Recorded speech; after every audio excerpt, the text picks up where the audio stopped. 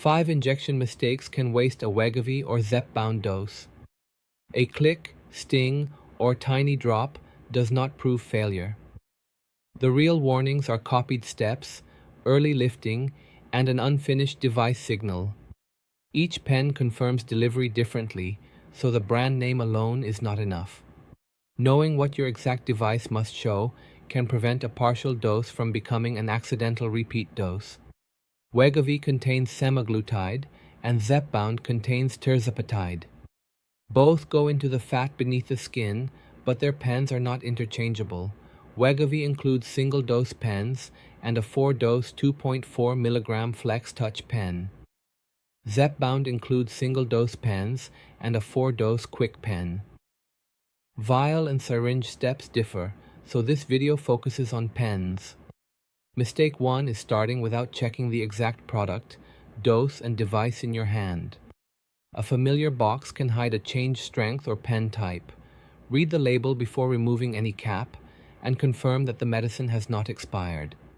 Inspect the liquid and the device before every injection. Wegovy should appear clear and colorless, while Zepbound should appear clear and colorless to slightly yellow. Do not use a damaged device or medicine that is frozen, cloudy, discolored, or contains visible particles.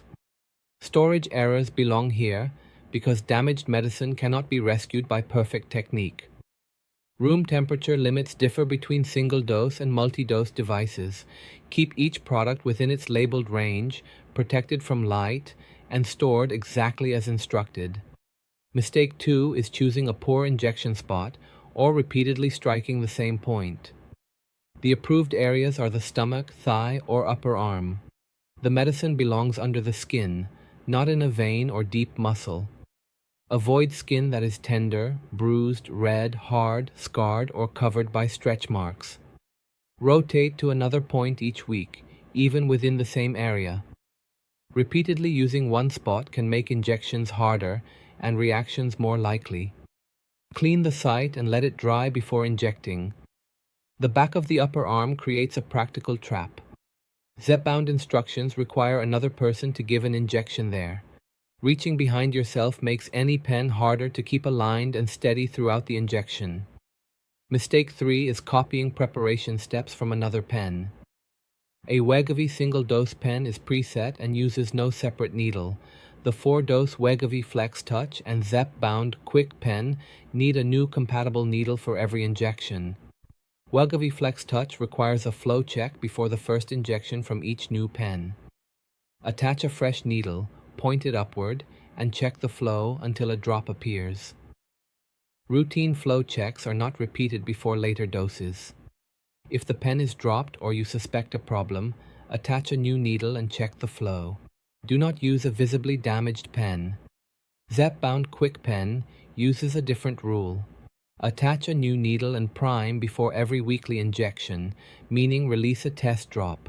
Point the needle upward, tap bubbles toward the top, and release medicine into the air.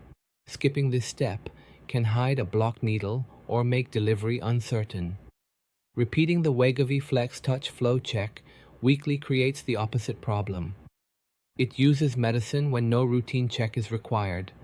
Similar-looking pens can demand opposite preparation habits. A device may seem defective when copied technique caused failure. Avoid copied steps. Identify controls, needle parts, dose window, and completion signal before removing the cap. Press a Wegovy single-dose pen firmly against the skin and keep a Zepbound single-dose pen flat. With dial pens, keep the needle steady and the dose window visible. Mistake 4 is removing a device before its finish signal. On a click-based single-dose pen, the first click means delivery has started, not finished. Clicks alone are not enough because the device may also require a stopped bar or visible plunger. Medicine may still be passing through the needle.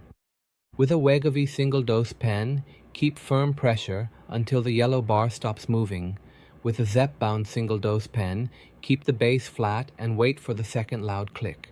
Then confirm that the gray plunger is visible.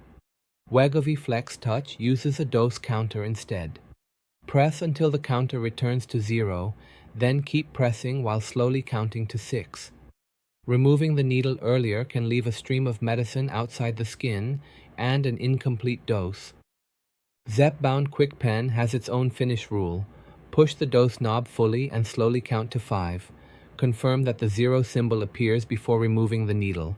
For both dial pens, select the dose by the window, not clicks. On the Zepbound Quick Pen, if 0 does not appear, reinsert the needle and finish without redialing. Compare 2 injections. One leaves a tiny drop at the needle tip, but the correct completion signal appears. That finish signal matters, so the dose was probably delivered normally. The other leaves dry skin, but its bar never stops, its plunger never appears, or its counter never reaches 0. That dry injection remains uncertain because the device never showed completion. Mistake 5 is reacting to uncertainty by immediately injecting another full dose. That can turn a possible partial dose into an accidental extra dose. The device may have delivered nearly all or only part of the medicine. Appetite, nausea, or absent symptoms cannot reveal the amount already received. Do not restart a single-dose pen after it has fired. Never use a syringe to withdraw medicine from a Wegovy Flex Touch pen. Do not transfer Zepbound from a quick pen into a syringe. Remove the needle after each multi-dose injection before storing the pen, and discard the pen after 4 labeled doses, even when liquid remains. Record exactly what happened, then contact your clinician or the manufacturer. Note the product, device, strength, injection time, finish signal, visible leakage, and unusual resistance. Those details help separate normal residue from likely incomplete delivery. Before choosing the next step, separate a missed dose from partial delivery. Missed dose rules use the calendar and the next scheduled injection. A mechanical failure involves an unknown amount already delivered. Do not apply missed dose rules to a failed injection without specific guidance. Use a simple decision rule after the shot. A complete finish signal with only a tiny needle tip drop usually does not justify another injection. An incomplete signal, large leak, damaged device, blocked needle, or stopped sequence needs advice before more medicine is used. Do not compensate at the next scheduled injection by using extra medicine, combining devices, or shortening the interval. Use the prescribed dose and timing unless your clinician gives a different plan. An uncertain partial dose does not create a safe calculation for replacing the missing amount. Afterward, a small drop of blood or medicine does not automatically mean failure. Press lightly with gauze and do not rub. The stronger warning is an incomplete finish signal, a large wet area, a damaged device, or a sequence that stopped early. Before each injection, a useful check takes less than 1 minute. Confirm the label, dose, expiration date, liquid appearance, and device instructions. Then choose healthy skin, prepare only as directed, and keep watching the correct window or indicator until delivery finishes. These 5 mistakes share one pattern: using familiar steps instead of the instructions for the device in your hand. Check the right product, rotate healthy sites, prepare that device correctly, wait for its finish signal, and never automatically repeat an uncertain dose. That protects both the medicine you paid for and the dose your body receives. Medicine simplified. That's what this channel does. If you want more, hit subscribe. This is not medical advice. Consult your doctor.